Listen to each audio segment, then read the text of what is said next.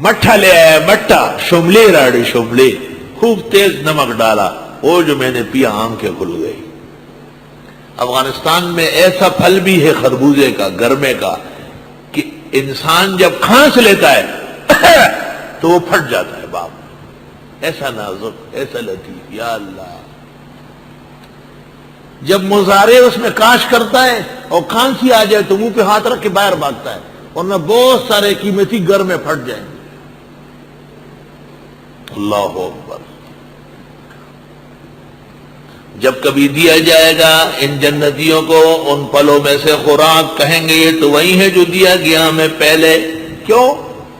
بات سنو، اگر پھل بالکل اجنبی ہو، ابھی سعودی عرب میں ایک پھل دیکھا، اس میں بڑے بڑے کانٹے تھے تو ہم ڈر گئے، مزہ کھانے میں نہیں آئے گا، بھئی پتہ نہیں کس تاثیر کا ہے۔ تو یہ جنت کی کے ماحول کی عزت ہے کہ ایسا پھل دیا جائے گا کہ آپ پہچان رہے ہیں، آدمی خوش ہو جاتا ہے۔ حدیث میں ہے ایک سنترے میں 12 قسم کا ذائقہ ہوگا، اور ایک ذائقے کے بعد دوبارہ وہ نہیں ملے گا، اس سے بہتر ملے گا، اس سے بہتر ملے گا۔ سبحان اللہ۔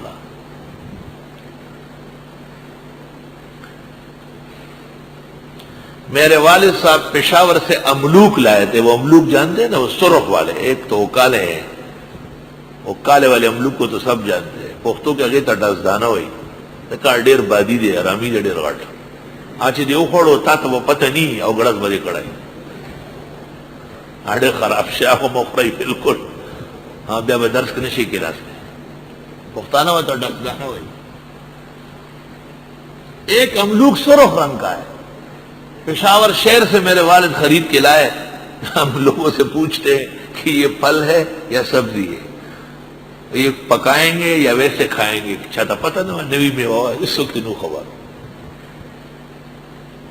شیخ القرآن مولانا طاہر پنجپیری نے ان آیات کے ذیل میں کہا ہے کہ ہم دارالعلوم دیوبند میں تھے تو میں اور ایک ساتھی نے آم خریدے، پہلا سال تھا، آم کا موسم آیا تو کہا سرحد میں کبھی ہم نے اس وقت آم نہیں دیکھا تھا، تو کہا ہم کو کھانا نہیں آتا تھا، تو ایک بوڑھا سا آدمی کو دیکھا، ہم نے کہا بابا ہم صبح سرحد سے آئے ہیں اور ہم کو ہمارے ملک میں آم نہیں ہوتا، یہ ہم نے خریدے، اس کو کیسے کھائیں گے؟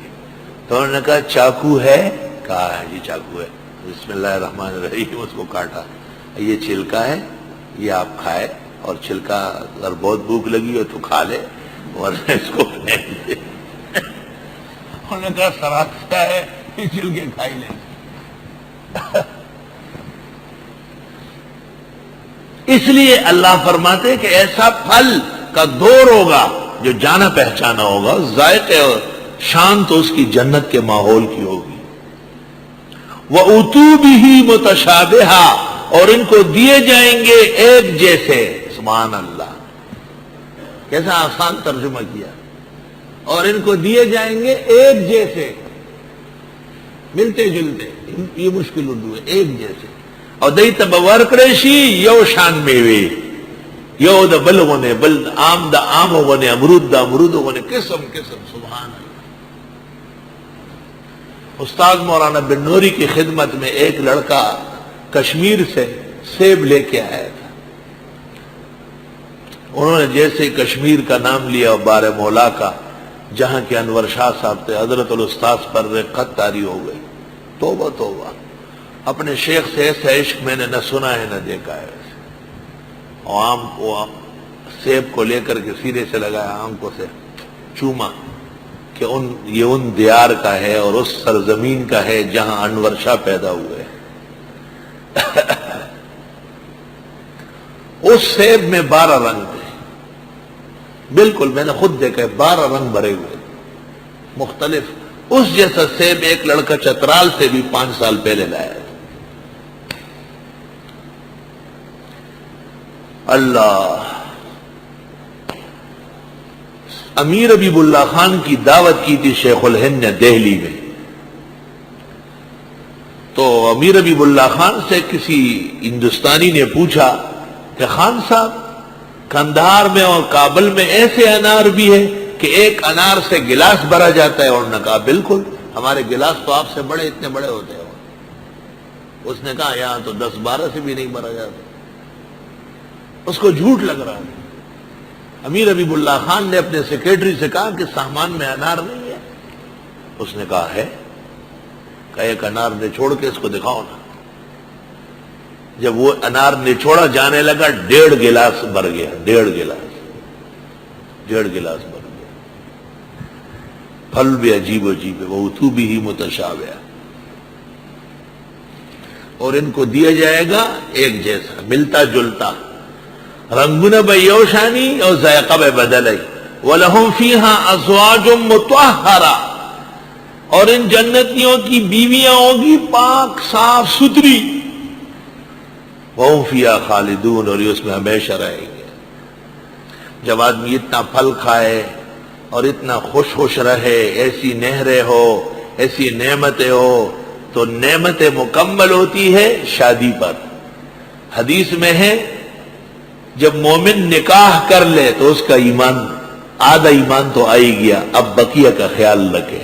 تو علماء لکھتے شہوات یعنی شرمگاہ اور نگاہ دونوں محفوظ ہو گئے, اب صرف غذا کا خیال رکھے.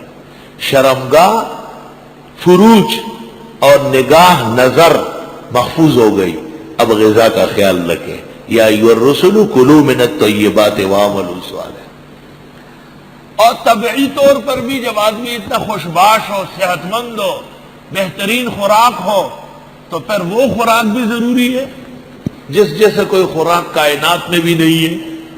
وَلَهُمْ فِيهَا أَزْوَاجٌ مُطَهَّرَةٌ, ان کے لیے یہاں بیویاں ہوگی پاک دامن. عام مفسرین نے کہا اس کو حیض نہیں آئے گا, اس کو نفاس نہیں آئے گا, اور ایسا ہوگا ویسا ہوگا. یہ چلو ایسا بھی ٹھیک ہے. جنت میں حیض نفاس کون پاک صاف کرے گا؟ اللہ تعالیٰ نے ان چیزوں سے ان کو پاک بنایا. لیکن اصل بات یہ ہے کہ پاک دامن عورت کی شان و شوکت اور ہے. جیسے ازواج مطہرات ہے, ازواج مطہرہ, ازواج مطہرات, تو یہ بات تو ٹھیک نہیں ہے کہ ان کو حیض نہیں آتا تھا. ماہواری تو ام المومنین کو بھی آتی, پریشان تھی. فرمایا امر کتبہ اللہ علی بنات آدم, یہ تو آدم علیہ السلام کی بیٹیوں کو آئے گا دنیا میں. اصل بات یہ ہے کہ عورت میں عورت ہونے کے علاوہ کچھ اور شرافتیں اور نیک خصلتیں ہیں جو دنیا میں خال خال عورتوں میں ہوتی ہے, لیکن آخرت کے اندر کی عورتوں میں یہ کمال ہوگا. باہر سے آدمی آیا, حدیث شریف میں اچھی بیوی کو دیکھ کر خاوند خوش ہو جاتا ہے, اور بلاجان کو دیکھ کر کے خاوند اور ڈر جاتا ہے کہ وہ باہر کی مصیبت اور کہ یہ بلاجان علیحدہ بیٹھی ہوئی ہے. ببر شیرنی تیار بیٹھی رہتی ہے, بال بہوئی آپ آئے نہیں, کچھ بھی نہیں ہے, گھر برباد ہو گیا, بچوں کا بھی خیال نہیں ہے. دیکھا ذرا, اس غریب کو دیوانہ کر دیا. تھکا تھکایا آدمی آتا ہے. عورت سے آدمی جیتتا ہے کلام میں, یاد رکھنا, اور مرد کلام کرتا نہیں ہے عورت سے. کیوں؟ بے موقع کلام سمجھتا ہے. عورت اور چیزوں سے زیادہ خوش نہیں ہوتی جب آپ اس سے گفتگو زیادہ کریں گے اور بات چیت کا موقع دیں گے اور ان کی باتوں کو کاٹ دیں گے, اپنی بات منوا لیں گے, تو بس وہ متی ہو جائے گی. اور اصل قوت تو اور ہے. گازر بہترس نہ دہمن گوش, زور باعث کے نظر کے بانورا, اور گازر بہترس نہ دہمن گوش. جنت میں یہ تمام خوشیاں مکمل ہوگی.